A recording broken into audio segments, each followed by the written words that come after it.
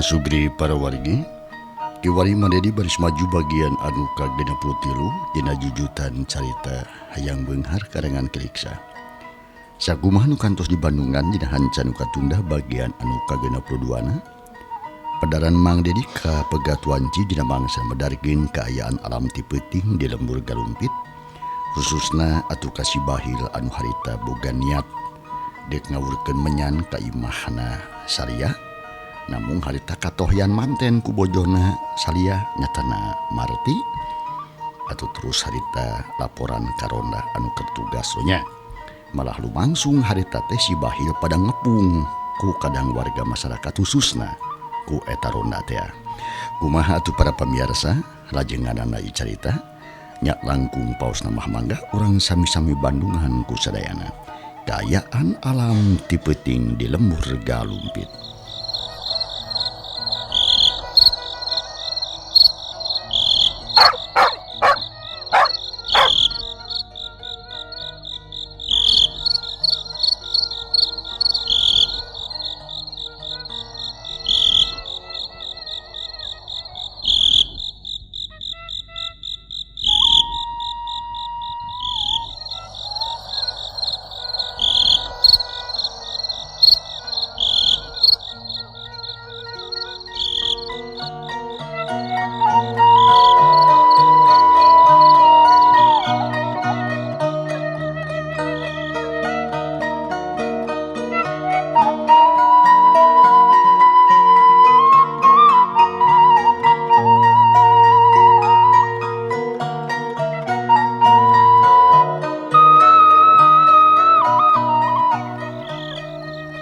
Jangkrik reang di sarada pate malanjung baturna di tema ku batu nu pating beletuk pating beledag atuh harita dibabet-babetkeun kana awak na hiji tangtungan jalma horeng si mana horeng Sibahil anu gagal deuk ngawurkeun menyantea tungtungna mah Sibahil teh kukurlingan bae didinya nitenan batu-batu anu ting belower muruk kana awakna Sibahil gawena balucat belicet nyingkahan eta batu pamaledog ti para ronda.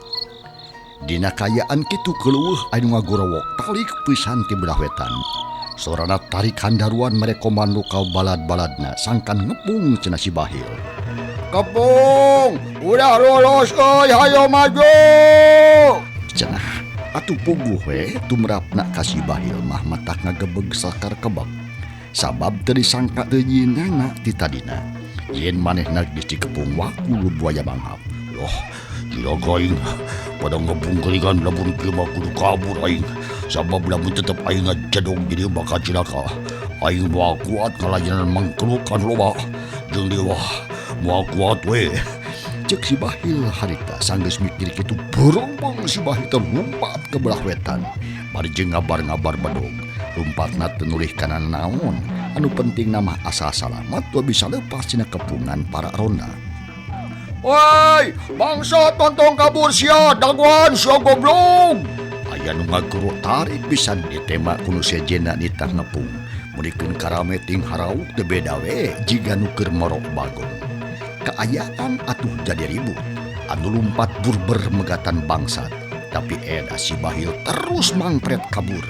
Mun seug aya anu ngahalangan, cebrut ditubuk barjeng disabat ku bedog. Atuh puguh we ngahalangan teh gimir. Sibahil berucat bericet jingkahan anu ngepung ka dirina.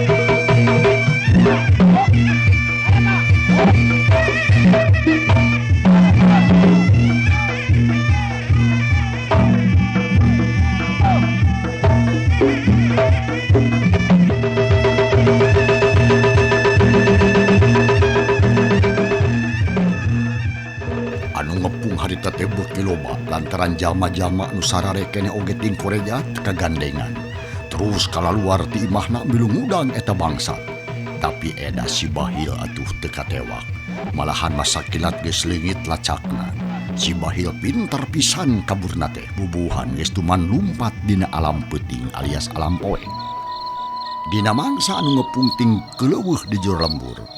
Manehna mah geus mampret ninggalkeun lembur galumpit mapai jalan anu engke berasna teh ka lembur Cikarang. Ari sabab si Bahil boga niat deuk ka imahna Mang Kamin. Boga maksud nu sarua deh bakal ngawurkeun menyan pamahanan ti Aki Rawi teh. Loh, jadwal teh bebas ina maing. Aing selamat moal katewak moal katanggep.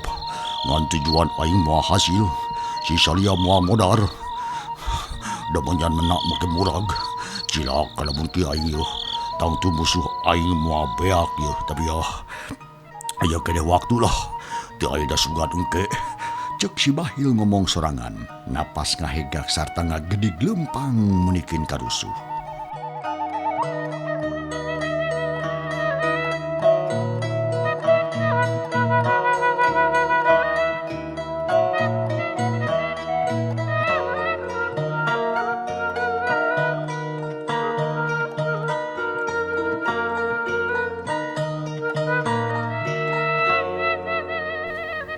Kasugri para wargi, kumaha pahibutna urang demur garumpit dina peuting eta ti kacatur. Tenden sakedeung tunda sakedap, ayeuna urang kocapkeun kaayaan si Bahil, nu harita teh geus tepi ka lembur Cikarang.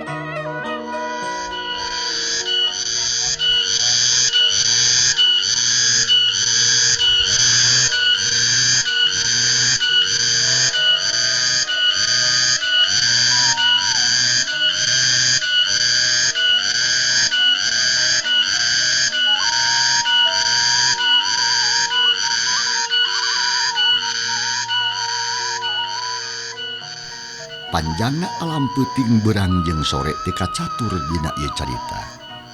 Harita teh si Bahil ngahajak datangna teh dina mangsa alam burit. Sabab deuk ngawurkeun menyan teh peuting. Wanci Isa si Bahil can waka kaluar tina panyumputanana. Lantaran toko Mang Kamin katempona muka keneh. Malahan mah loba keneh anu baralanja. Atuh si Bahil rada bingungan bisi jalma teu arincah.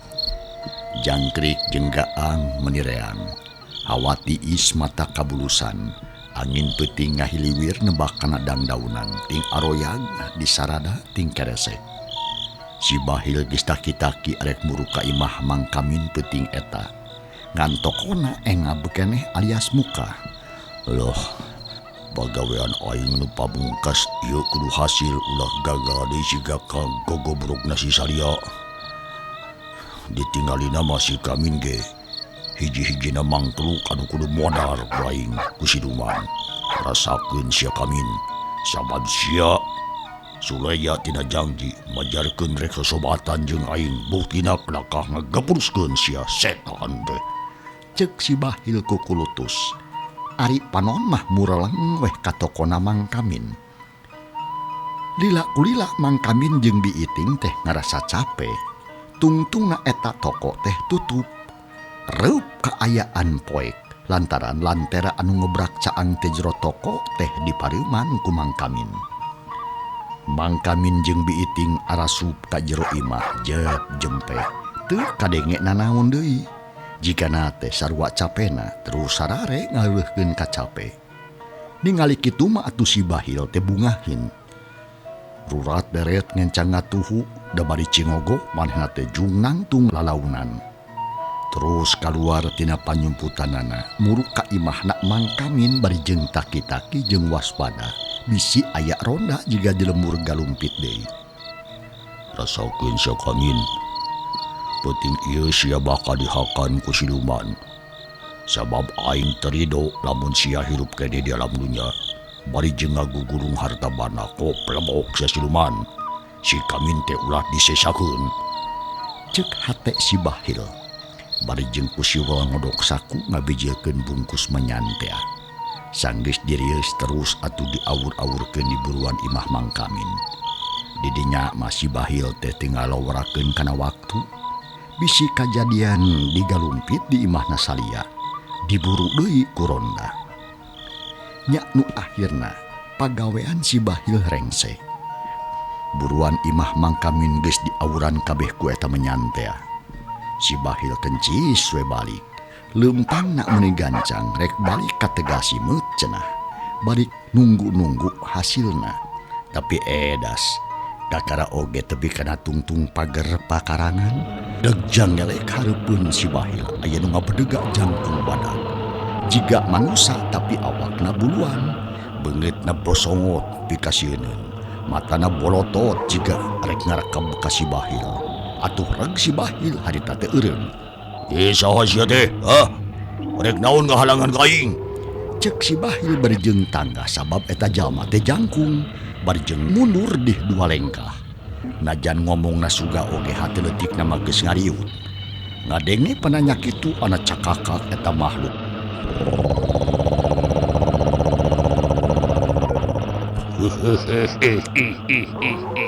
Eta makhluk ngan cukup seuri. Tapi perbawana estuni mata kaget. Kaayaan teh ngadadak robah jadi geuman.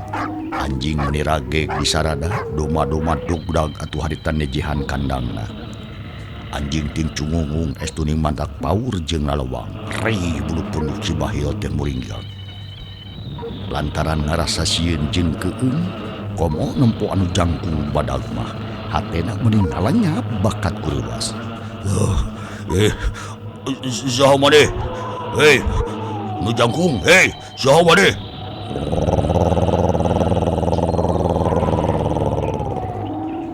Kaula memang si jangkung.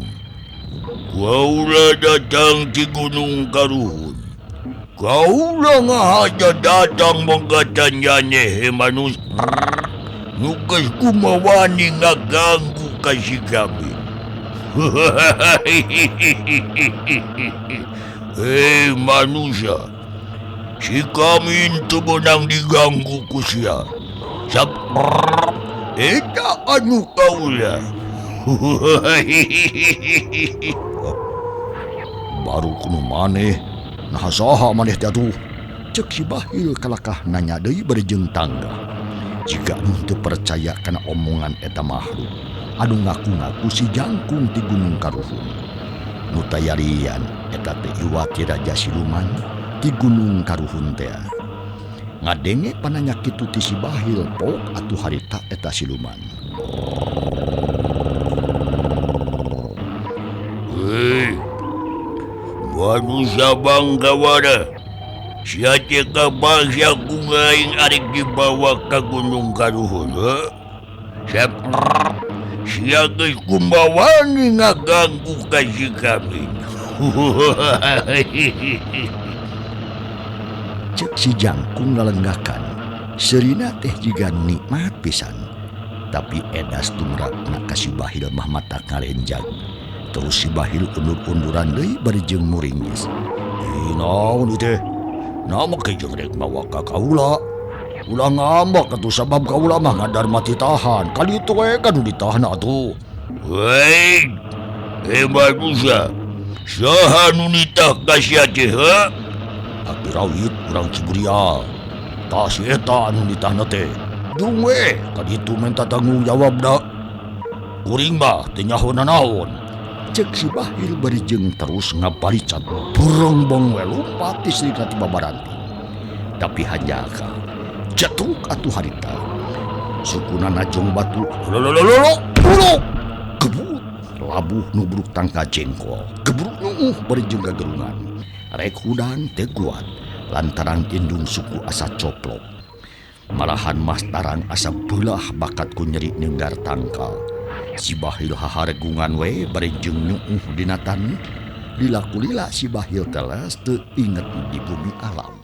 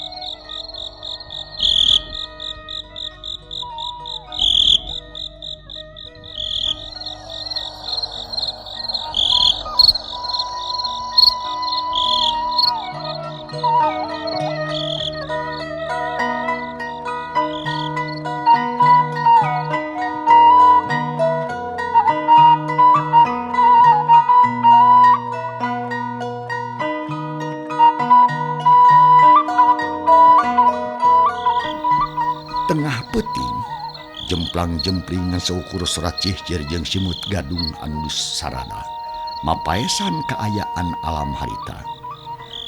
Si Bahil harita lilir deui karasa awakna camewek piis ka ibunan. Tarang boncunur segede endog soang, indung suku nyanyautan keneh. Barang dicabak perihna menuju lantaran atuh kukuna coplok. Si Bahil muringis manehna luak liuk bisi aya nu manggihan cenah. Tapi untung teu aya ronda anu ngalempreng kalebah dinya. Si Bahil salamet teu aya nu nangenan. Loh, dasar milik aing keur goreng. Di lembur galumpit di kepung ronda si edan teh. Di dieu der. Teu di mana datang nama kejeng diberik siluman kurang ajar setan. Ngagok. Hidung suku aing jadi jeung ngaganggu wae ka aing mendak naon sia mun ngajadog atus siluman batung ngarewong ka aing mun arek dek kaditu sia ka akhir awit. Keun sia dibejakeun sia ku aing mah. Sombong pisan tah siluman goblok teh. Najah heueuh sia gagah ge mah burung beunang sia ka akhir awit mah deuleu. Sabab marehna mah gagah sakti mandraguna. Aduh, hidung suku bari aing. Si Bahil ngacomang ngomong sorangan beri jeung cungar cengir sabab tatuna nyeri. Terus nangtung lalaunan kitu ge. Biwir anu jeding teh muringis nahan ka nyeri jeung kapeurih. Tapi najan ripuh jeung nyari oge teu wani cicing dirinya. Bisi kanyahwan manten ku urang lemur Cikarang cenah. Nya akhirna maksakeun balik kueh si Bahil teh. Deuk ngajugjug ka Tegal Simut rek nyumput cenah di tempat cicingna.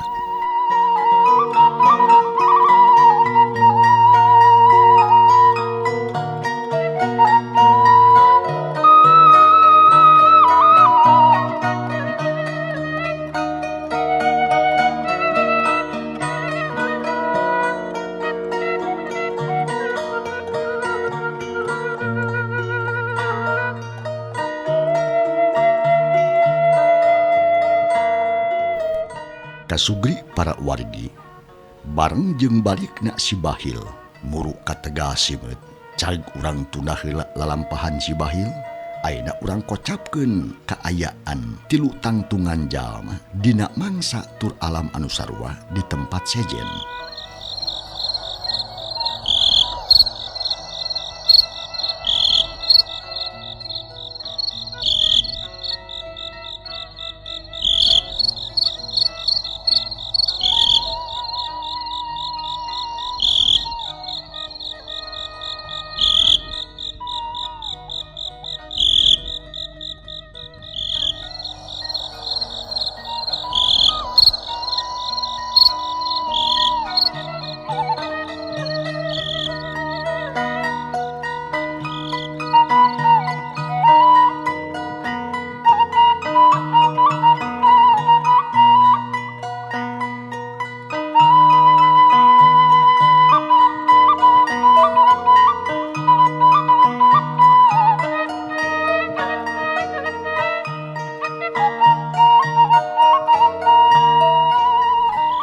Jangkrik reang di sarada patembalan jeung baturna.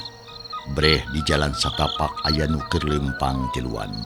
Horeng si Manah horeng Abah Jari, Mang Inta jeung Jang Salia. Maranehna teh keur aya setengahing perjalanan. Keur laleumpang we harita teh ngajugjug ka lembur galumpit. Sabada beak pangharepan dina raraga neangan musuh nyatana si Bahil teh. Panon Abah Jari karasa cepel jeung perih. Lantaran hampir 2 poe teu sare pisan. Terus ngider neneangan si Bahil. Beurangna nyak serak di leuweung. Peutingna mapai-mapai wahangan. Sugan jeung sugan bisa manggihan si Bahil cenah.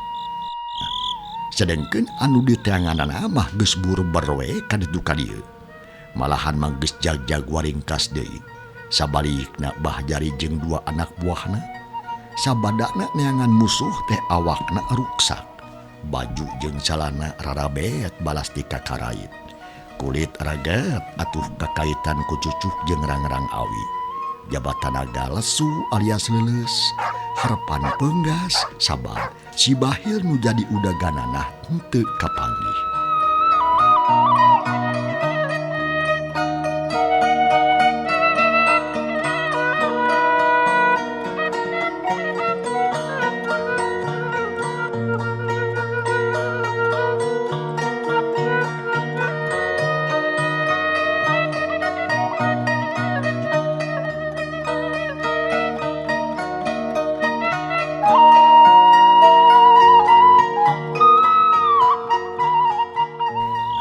teh tiluan anak terlalumpang weh mapai jalasa tapak. Lamun terus lumampah teh mah bakal tepi subuh-subuh kagalumpit teh. Tapi kulantaran kacidak capena, Abah jari ngajak eureun heula kadua anak buahna. Kaparengan harita teh manggi saung pernah nak sisi jalan. Ya, baujak. Abah mah capek pisan euy. Jeung tibatan nyiksa awak lah mending urang heureuh heula di dieu. Tuh, kebenaran aya saung. Ceuk Abah jari harita teh. Pok Mang Inta, mangga Abah. Kuring manggiringan we da nya capek dia aduh. Jawabna Mang Inta terus ting koloyong ka eta saung. Sup ka jero, kabeneran barsih. Da lamun beurang masuk dipake pangeureunnan ku nu lalar liwat. Palupuhna ge meunikeun kaharerang. Bah jari gek diuk bari jeung tumpang kaki nanggeuy gado nandakeun anu susah hate. Ari Mang Inta goledag we ngagoler dina palupuh. Leungeunna ngajapapang bangun leuleus. Sadengkeun jang salia mah nyarande kana tihang saung. Ari ingetanana mah ku melayang ka lembur. Di luarin saung gandeng ku suras simut jeung jangkrik oge bebencek. Di kajauhan kadenge anjing anu ngagogog. Kumaha urang teh Abah? Nah geuning tepikeun ka kieu nasiban teh. Nah rek mulang wae atawa rek terus nyangan si Bahil gejur Abah? Ceuk Mang Inta mimiti ngomong. Tapi tetep we bari jeung ngagoler panon mah neuteup kana lalangit eta saung. Suku ngarumbay ka handap. Ngadenge kekecapan kitu ti Mang Inta pok salia harita nyambung nyarungsum. Mun pisan Abah, na kumaha salajengna pami parantos kieu? Jang salia ge milu nanya. Nya ngadenge kekecapan Inta jeung salia kitu mah pok Abah jari harita. Kieu teh ca Ogelia. Urang teh bener-bener eleh ku si Gejul Bahil. Nyajan lain eleh gelut oge, tetep we urang teh kasebut keok. Sabab naon? Sabab teu bisa newak si ucut burung nu geus karingkus. Sianyana mah Abah teh era jeung wirang. Lamun kudu balik teh mah komo bari jeung rengoh mah. Tapi ari kaayaan jiga ayeuna mah heuh kapaksa urang teh euy. Kudu nyelang balik heula lantaran bisi dilateuin. Sugan we di lemur aya beja-bejana. Sabab si Bahil masuk ngidar ka mana wae teh mangkeluk. Dah kitu ayeuna mah euy. Ka mana heula ayeuna Abah? Na langsung ka lemur urang wae atawa ka lemur galumpit heula. Sabab urang teh jadi ngidar teu puguh ieu meakeun waktu. Ceuk Mang Inta diberi jeung tongoy tengah kana langit saung. Ya urang ka galumpit heula we jang. Jang salia sinareureuh euy. Ke lamun aya waktu deui urang indit nyangan si Bahil. Keun bae sing jabar lanan. Sabab najan tepi ka iraha bae oge tetep ku Abah marek diteangan teh si Gejul teh. Mangga kitu oge sae atuh Abah. Jepeh jarempe deui. Di luar kadenge keneh jangkrik jeung ciang-ciang patembalan mata kelar jeung mata keueung. Angin leutik nebak kana daun eurih, manusia mata keueung jeung mata ketir. Kawan tu aya di perjalanan anu jauh ka lembur. Komo karasana ku salia mah. Puting eta teh asa mata keueung pisan. Ingetan beuki panceg wae atuh nganteng ka lemurna. Beuki kabayangkeun kaayaan nu jadi pamajikan jeung anakna. Anu lila ditinggalkeun ku manehna. Mangkane lain ditinggalkeun usaha, da ieu mah ngadon kitu we eder-ederan nyangan jelema nu baragajul. Ayeuna mah sararea we heulakeun bae lah. Sing tenang we lanan. Da moal aya nanaon sugan? Ceuk Bah jari nitasare kadua anak buahna. Bari jeung maneh oge ngagoledag we dina palupuh. Mang Inta jeung salia tenembalan. Duanana merenahkeun maneh goledag ngagoler bari jeung ngalempreh ngarasakeun anu lalinu awak. Suku pareurih sirah baledeg lieur bakat ku capek. Nya kulantaran tunuh teh lila kulila mah reup-reup we sarerea sarare kalawan tibra.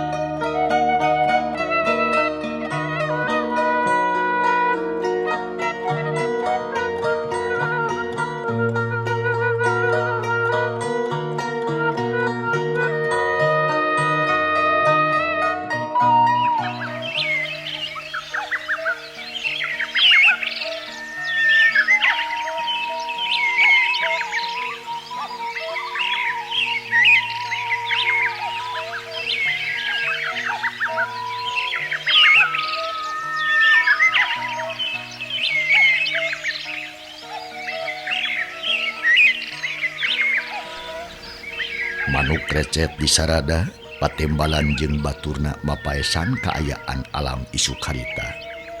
Breh di hiji saung anu ngagoler tiluan.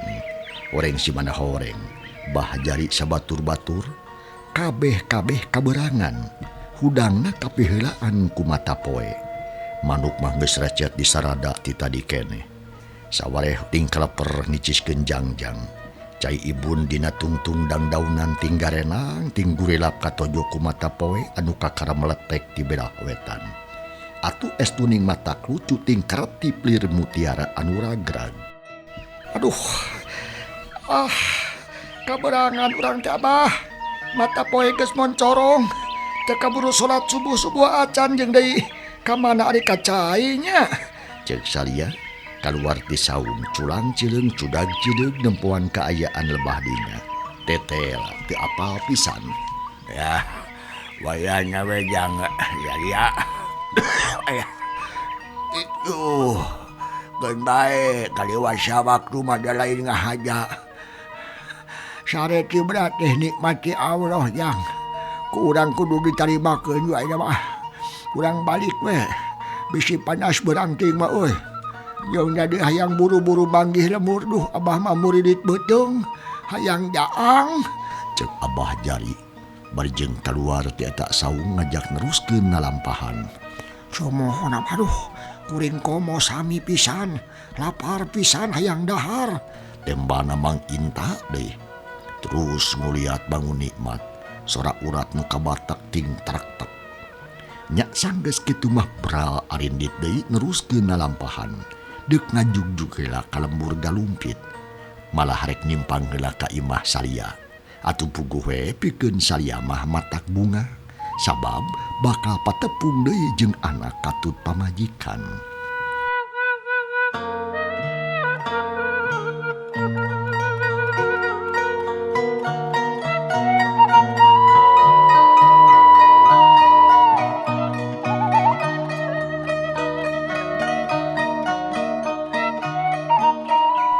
Mangsa alam beuki lila beuki berang bae.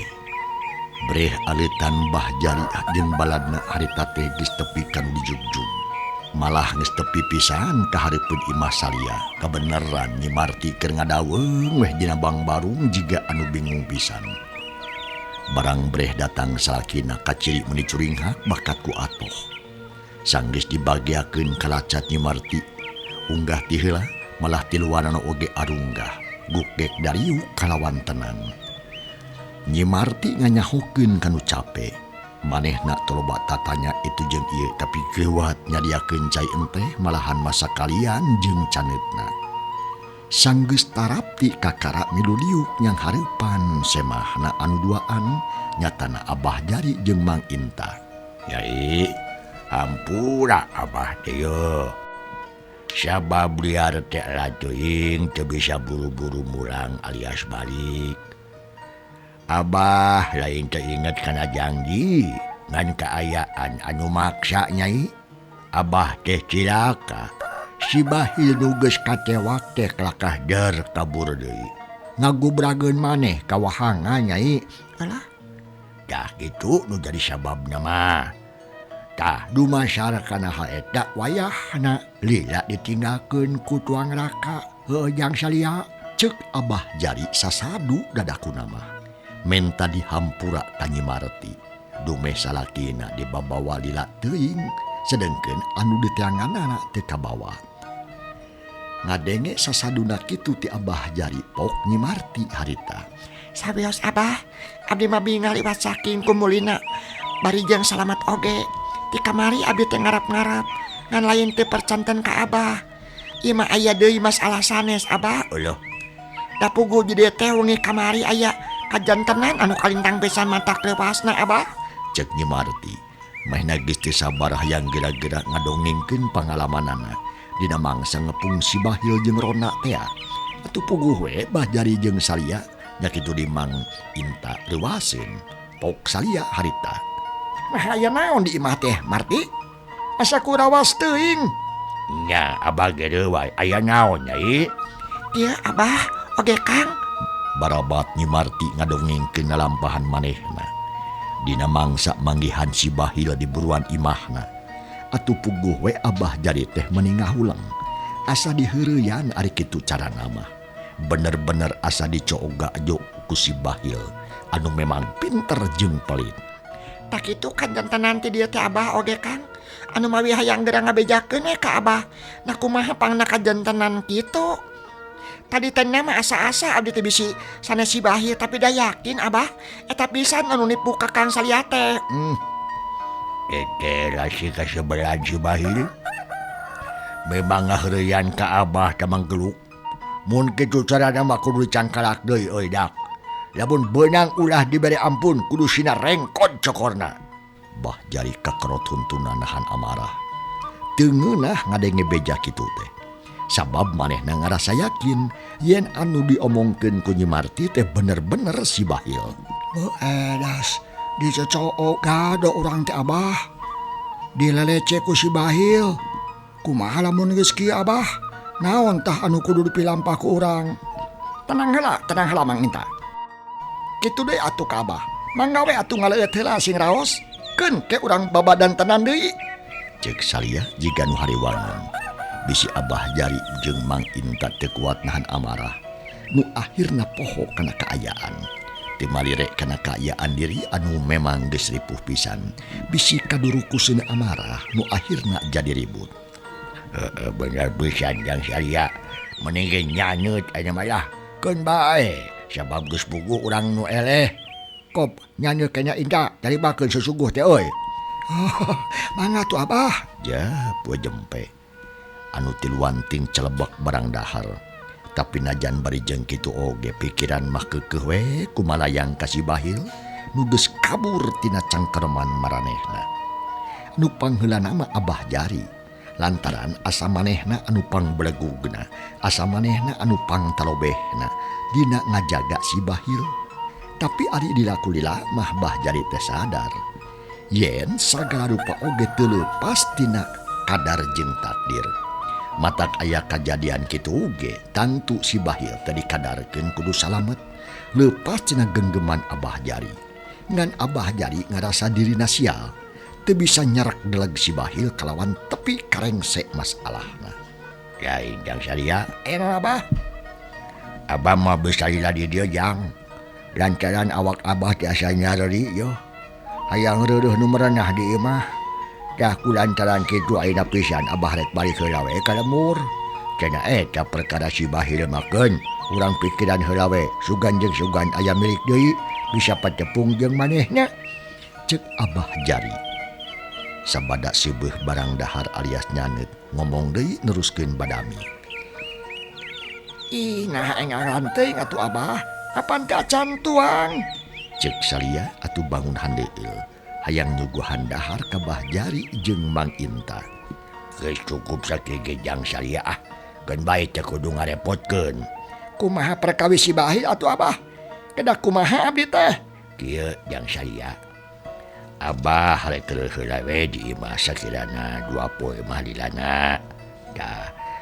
Nya sanggeus 2 poe Abah tangtu indit deui ti imah rek neruskeun neangan si Bahil. Sarta moal poho bakal nyampur di ka udang di dieu. Tah, lamun 2 poe teu aya datang, hartina aya halangan. Tah kitu we patokan ke udang mah nya. Kumaha kaharti ku Jang Salia. Oh kitu. Kahartos atuh pami kitu mah Abah. Mangga abdi bade ngantosan di dieu bari jeung sakantenan we ngareureuhkeun cape. Da sami we abdi oge meuni asa lungse. Tapi tetep merasa penasaran Abah abdi teh ku hayang ngiring newak si Bahil. Mangga kitu Jang Salia. Moni asa getek leungeut yuduh. Hayang nampiling we ka bengo tak si Bahil. Lamun kaparengkeun beunang teh mah heueuh. Memeh nanaon teh rek ngasaan heula nampiling sing tarik pisan. Cek Mang Inta milu ngomong. Bari jeung ti paparakat ngeupul-ngeupulkeun pereupna. Ari Abah Jari mah ngan ukul nyarenge seuri we. Regot atuh nginum. Sanggeus parat babadamian jeung geus reureuh kacape. Abah Jari jeung Mang Inta mah baralik. Duanana laleumpang deuk ngajugjug ka lembur waru. Sadangkeun Jang Salia galecok ngobrol jeung pamajikanana ngaguar pengalaman masing-masing. Malahan mah kebenaran mitoha saliate datang der milu ngawangkong atuh jadi rame ngaguar lalakona. Cag para pamirsa, yuk carita urang tunda heula. Kumaha atuh lajenganana insyaallah enjing dina mangsa tur acara nu sarua Mang Dedi baris neruskeun icarita bagian anu ka-64. Hatur nuhun kumarupi perhatosanana ujeng kantun kasadayana.